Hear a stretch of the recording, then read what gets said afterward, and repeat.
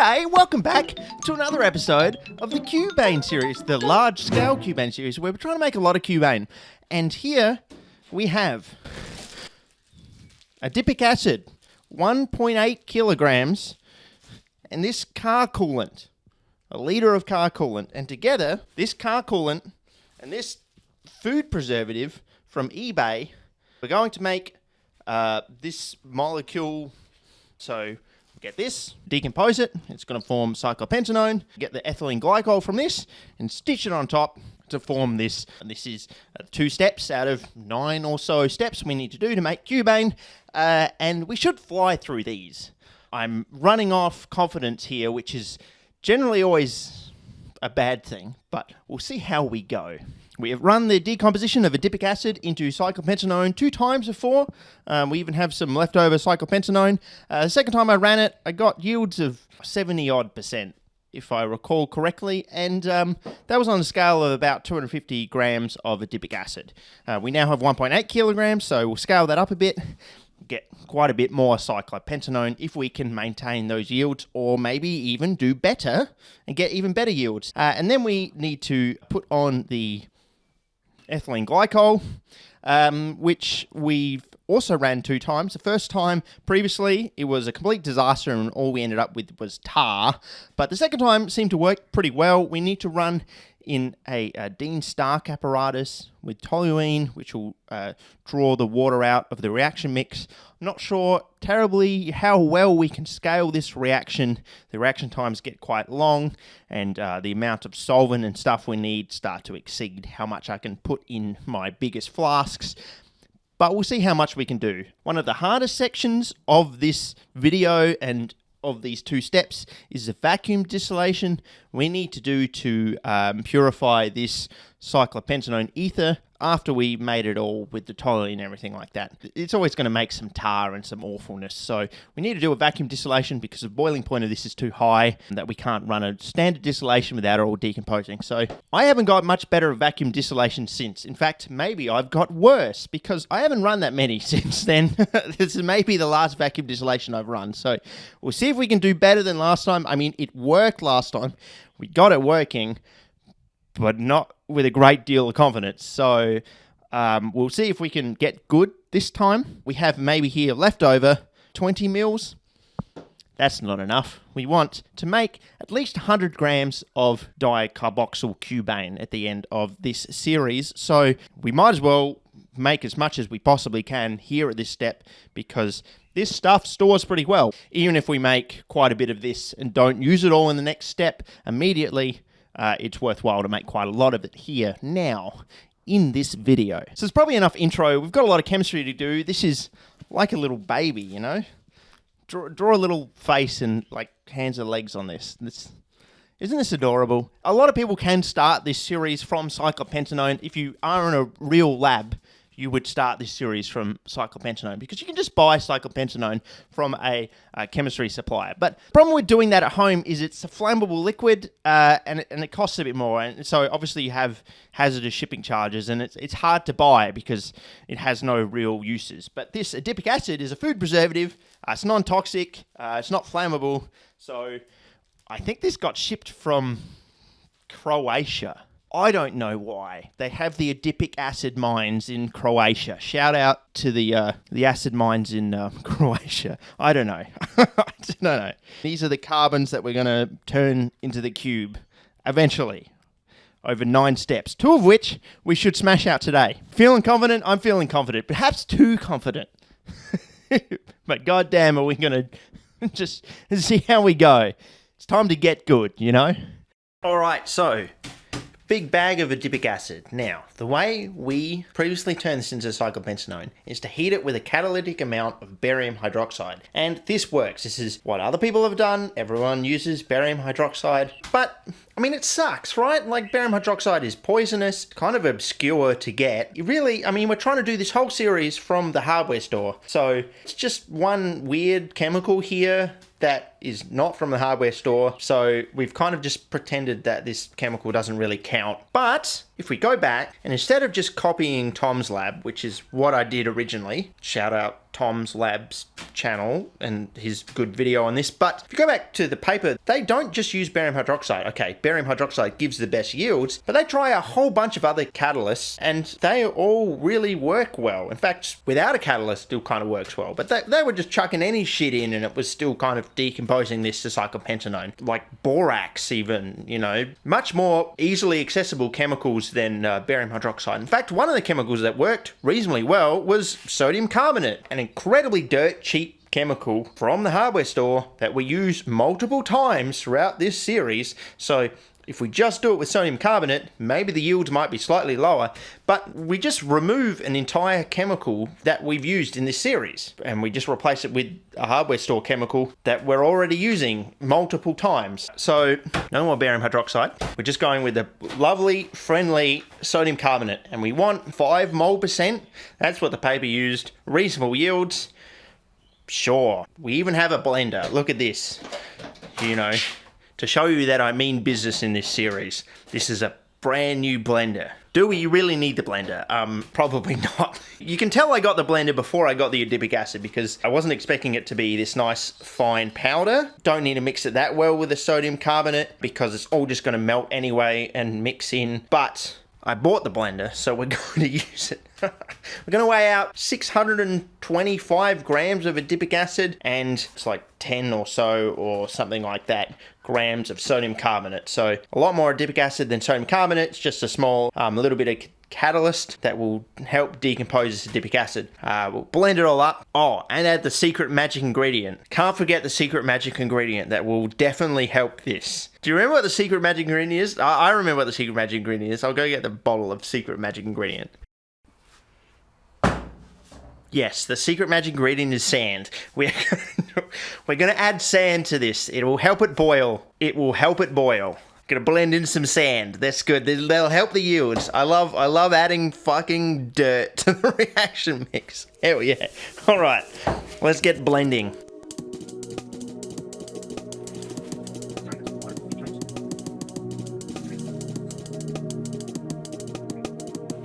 Beautiful. All right, now we go.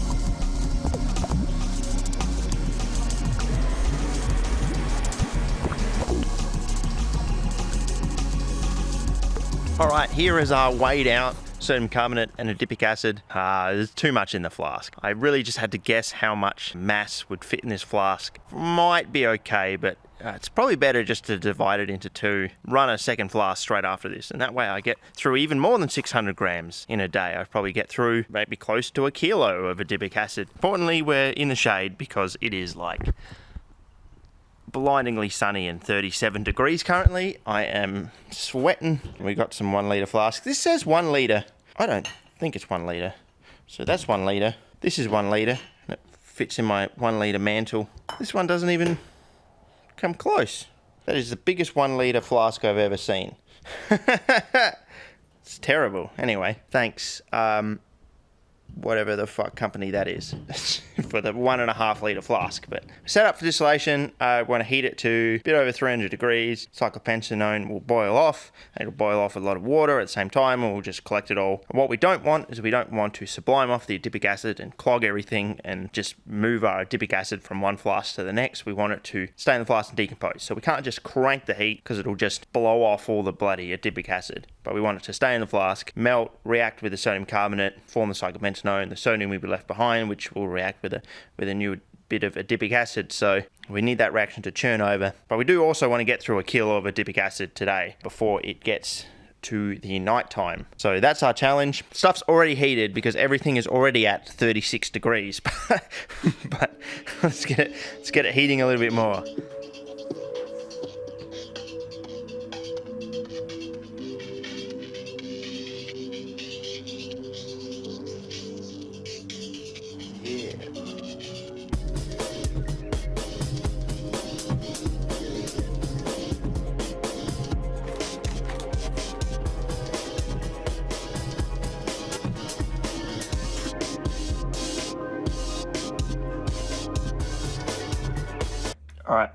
my new piece. I'm sorry. I have to go past. I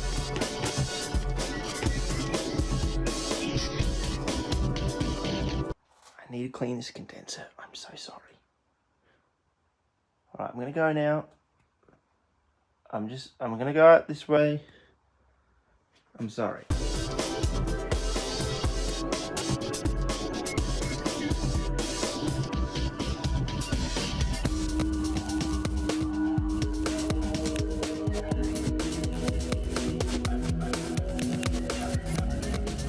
All right, here is our piss coloured liquid from that distillation. I think it worked pretty well. These are two different amounts. One's a lot more piss coloured than the other. I mean, I guess depending on the piss, but yeah, I guess I just took this one a bit further, kind of heat that end tarry soup up a little bit longer, and you kind of get the last little bits of cyclopentanone along with a lot more tar. So most of the time it comes out quite nice, but this one also has some adipic acid crystals at the bottom, which is a sign I've done it a little bit badly. Sorry, I'm getting distracted. So I have to mention that there's a bird back in this nest. Are we chill? Are we chill? I'm not sure we're chill yet.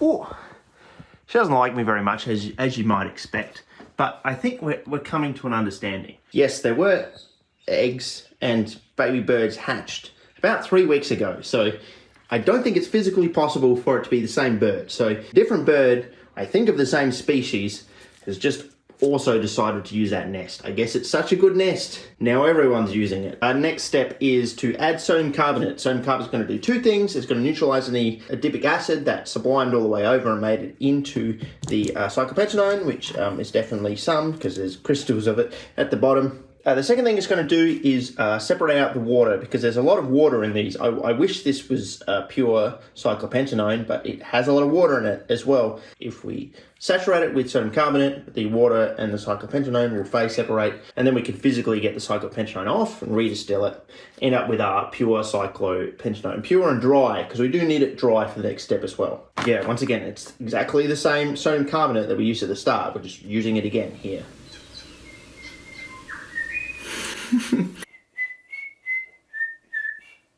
Can't do it.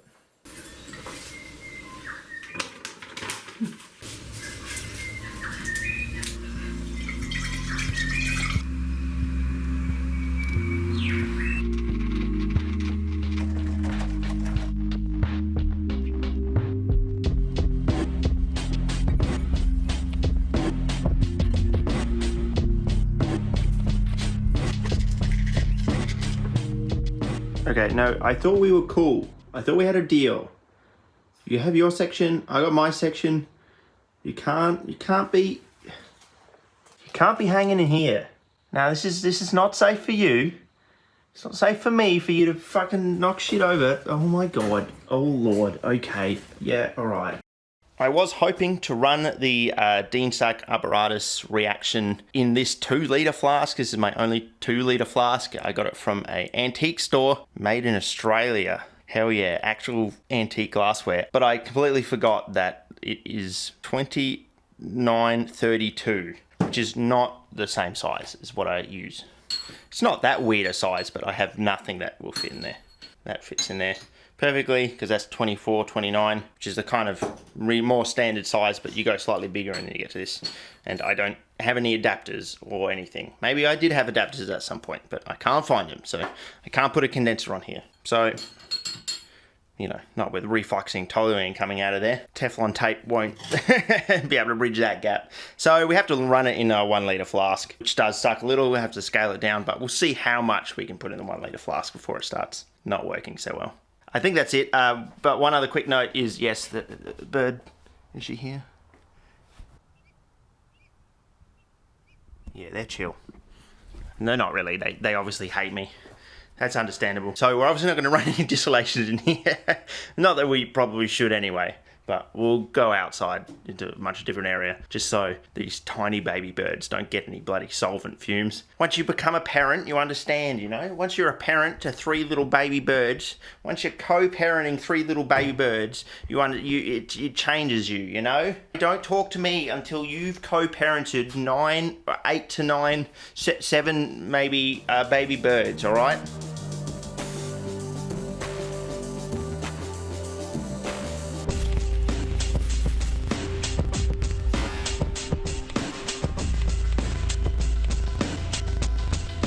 How good's this?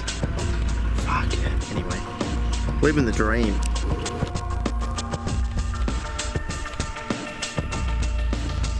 Ooh, only 2 minutes into heating. It's getting a bit orange.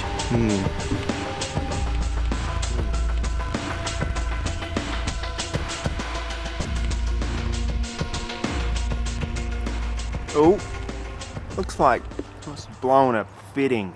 Oh. Means I've got to dive in there. Alright, let's go. Ooh. Shit is so slimy. Oh my god, I gotta clean this shit. Oh, this Christ. How has these fittings lasted so long? Fucking zip tie? That's so bad. Oh. Get in there. Oh. Fuck me. Your best years are still ahead of you. Come on. Yeah. I'm gonna get a disease from that. For sure.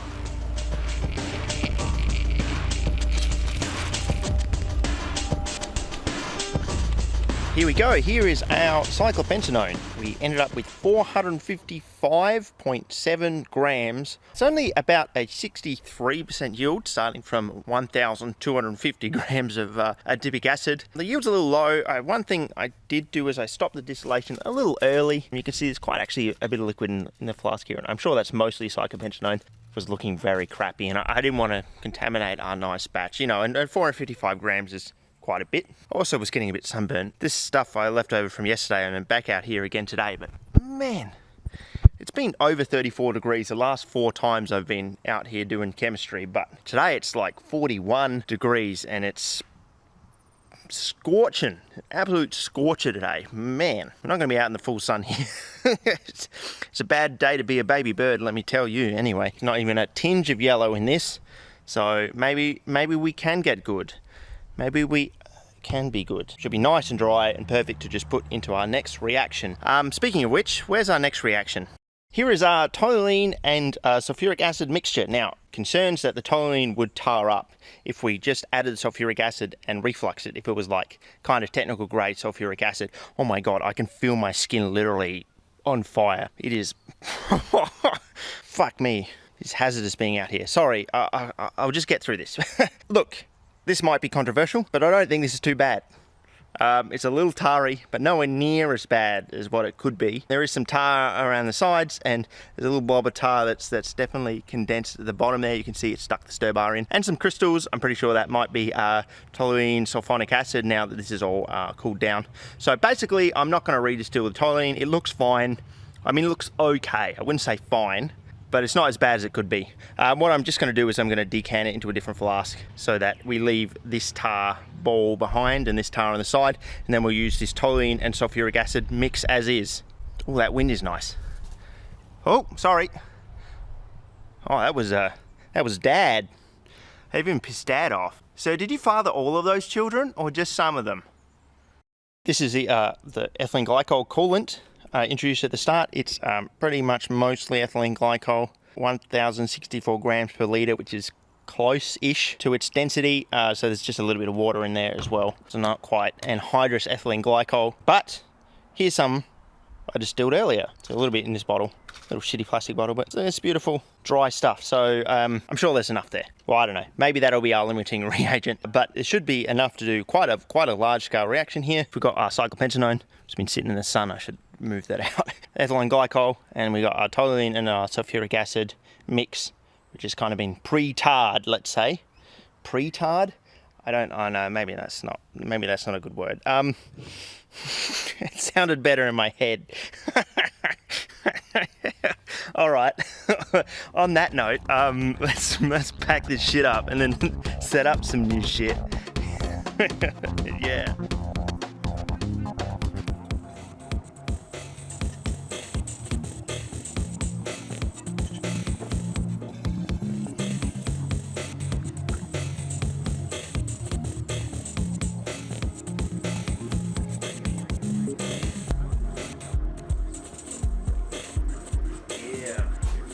Ooh, a lot of algae as usual. That's cool. That's fine. I love algae. Whoa, easy, tiger. Ooh. At least it started now.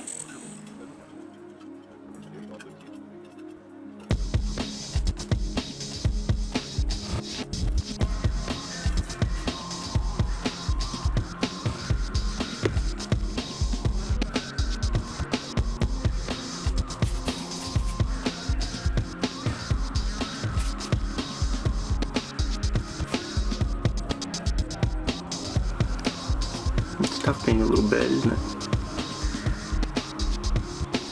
Perfect. Alrighty, this has been running for about 12 hours, 5 hours yesterday, 7 hours today. I didn't really run it overnight too much. In fact, I kind of left it standing overnight, which kind of made it go black, I think. Well, it might have gone black anyway. I mean, play the clip. It's tarry. It's not a great sign, but maybe just... what happens? Maybe. Definitely, I think running this with toluene rather than benzene. You can use benzene for this as a solvent, which boils at a lower temperature, chars it and tars it a lot less than toluene, which kind of, this reflux is at 110, 120 degrees. Do people know how this works? I probably don't need to explain this. I mean, there are a lot of people, shout out to all the people who have no idea what I'm doing, but just enjoy watching me do things. People comment that quite a bit, which is fantastic. Shout out to you guys. But in short, yeah, the toluene boils with water, it carries over the water, is actually technically an azeotrope, but it carries it all up and then separates into two immiscible liquids, and the water floats down here, and then we tap it off. And the toluene at the top here just floats back. Any water that's created in this reaction, we instantly kind of drive off and collect, and that drives the reaction forward because we're continually sucking water out of that reaction. So we have here about 60 mils, actually I just measured it, 61 mils of water, which we've basically extracted from this reaction, and it tells us that our reaction is progressing. We expect about 80 mils. There was some extra water, but I was just chucking it away before I remembered that it's a good idea to collect it so we can actually keep track of the reaction. So yeah, I reckon we'd be close to the end point. Basically, I'm giving up now because it's stopping, right? Like it's taken maybe half an hour to get to a mil or something like that. So there's not a lot more water coming over. At the start, there were drops of water quite often, but now, sorry, it's quite hot. I got to stop touching that. Yeah, you can see one tiny droplet. So, you know, I mean, we could keep going forever and there'd probably still be little drops of water, but yeah, very, very few drops of water coming over now. Yeah, we're stopping it, but actually we really want to remove a lot of the toluene anyway. So I'm just going to keep this going and take off the toluene that distills over, because we're going to have to do the vacuum distillation step. Hello, yeah, greetings, you can come through. Sorry, she's here every like 10 minutes. It's fine. As soon as I leave, she'll come and feed the guys, but it's all right. Shout out to all those people that are watching this video just for the bird content and hate when I talk about the chemistry. There's at least one of you, probably. What we don't want is, I suppose we don't really want to sit this reaction around, just like I've done, in the acidic mixture, because we're forming a ketal, which we've formed by driving off the water. But if it's still acidic, which is quite acidic, we've got sulfuric acid in there, that sulfuric acid can really attack the ketal and break it apart. So once we've taken off quite a bit of toluene, we'll neutralize it. Then we really just want to go through a washing step to try and remove any leftover ethylene glycol, any leftover cyclopentanone, because both of those dissolve in water, but our end product doesn't. Maybe we'll remove some of the tar, we probably won't. And then we'll set up for this vacuum distillation. Just because I don't, once again, I'm not very confident about my vacuum distillation. So if we have a whole heap of mixtures, theoretically we could just put it through a column and carefully distill our product and chuck away everything that we don't want. But doing a washing step before then lets us kind of remove a lot of the stuff that we don't care about, which is leftover ethylene glycol and cyclopentanone. So we don't have to really worry about that so much with the distillation. There's probably just going to be some residual toluene and our end product. And the toluene will boil a lot earlier than our end product will, so they should be easy to separate. It's very black. It's very black, but we got quite a bit of water, so it implies there's at least some reaction going on. We just have to be optimistic. The only other alternative is just to abandon this and go live in the woods, you know what I mean? You just have to persist despite the horrors. Yeah, come through. Persist despite the horrors. No. Persist despite the horrors. I'll turn this off. Thanks, fan. Doing a great job. We've removed all this toluene. Here we go. It's 300 mils or so, which is about as much as we put in. So I think there's a little bit left, but not too much. We're just left with a black liquid in the flask. It's not particularly thick. Yeah, we removed, that's the water with a little fly in it, sure, and the toluene. So I'm just going to neutralize the sulfuric acid. So we're just going to add in a small amount of sodium carbonate when it's cool, which is now, I guess. Yeah.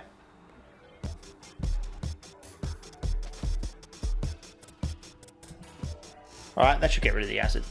Should be all good from now, hopefully. Yeah, the condenser was letting drips of water into the reaction mix just now. I thought that was pretty weird. I thought, where was that water coming from? It is the cooling water. You can see that green colour? See, it's why you dye your cooling water. Once again, this is not lead, but we can see the green colour of the cooling water. That's a bit of a shame. I like this condenser. Oh, I'll have to go in there. It's just that end there. See the glass seam is kind of... It's just leaking through a little bit of water. It's crazy. So I don't think it leaks when it's upright. Well, that's a bit of a shame. Anyway, I don't think it's ruined anything. Just hopefully maybe those drips of water just near the end of the reaction when we're neutralizing it help neutralize it anyway. Should be alright. As long as it's neutral and there's a little bit of water, I don't think it'll break down the thing we've made. He's not dead, I swear. They just do sit like that sometimes.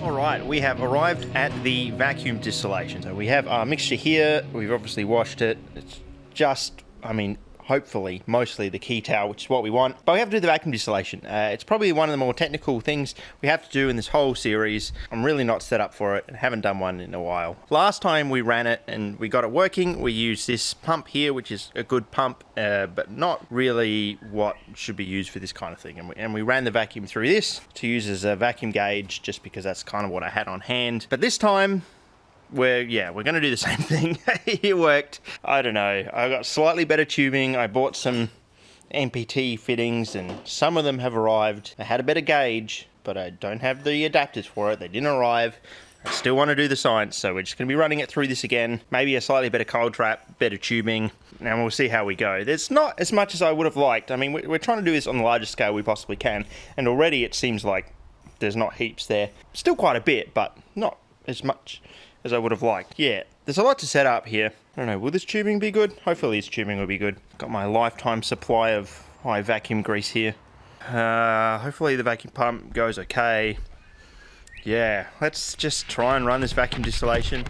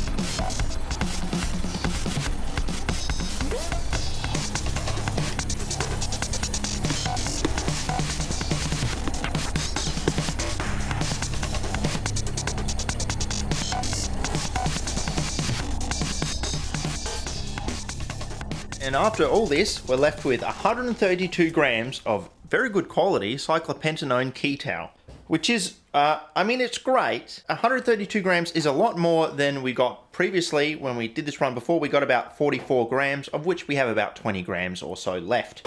So 132 grams is a lot more. And our yields overall were better too. We got a 46% yield this time, whereas the last time we only really got a 32% yield. But I'm still a little bit disappointed. 132 grams is less than I hoped we end up with on this large scale run. Really, I think not being able to run the Dean Stark in the 2-litre flask is really what held us back the most, because look at all this cyclopentanone we didn't end up using. I was really hoping for at least 200 grams. But really, I think the surprising thing is our low yield once again. 46% is not particularly very good. And here's this tar left over from the vacuum distillation. Whoa. That is high quality tar. I'm nearly lost for words at that tar. That's amazing. So yeah, we've definitely lost some yields in there, and maybe our vacuum distillation wasn't so great really either. You could tell there was definitely some bits of product getting caught in the lines and in our cold trap at the end. And even this first fraction definitely contains quite a bit of toluene, but probably also contains quite a bit of product that we've kind of have to throw away. Well, I could try and boil the toluene out of it, but for the sake of purity, we're kind of left here with our 46% yield. If we combine it with our other fraction here, well, not our other fraction, our previous synthesized stuff from September 2020, together we have about 150 grams, which is quite a bit to go on with, you know, because we want to convert all this into the tribromo, which is the next step. We need 600 grams or so of bromine, which is already quite a bit. But I would have liked a little bit more. I definitely didn't really want to have to do this ever again. You know, I'm always hitting it with these low yields, actually. Speaking of which, how are you guys going? There's 2 really healthy guys, and the third one has gone missing. So I suppose that's how it is in the bird world. My yield for birds is even only at 66%. So it's a low yield kind of season. Well, on that note, oh, that's a very dark note to end on. Oh my God. Yeah, shit. On that strange note, I will see you next time for more chemistry. Bromination step next, and then really it's the UV step we've got to start to worry about, and maybe even start thinking about some cleanup, because this is even half of the dirty glassware we've made for this video. Anyway, thanks so much for watching. I'll see you for some more bloody chemistry soon.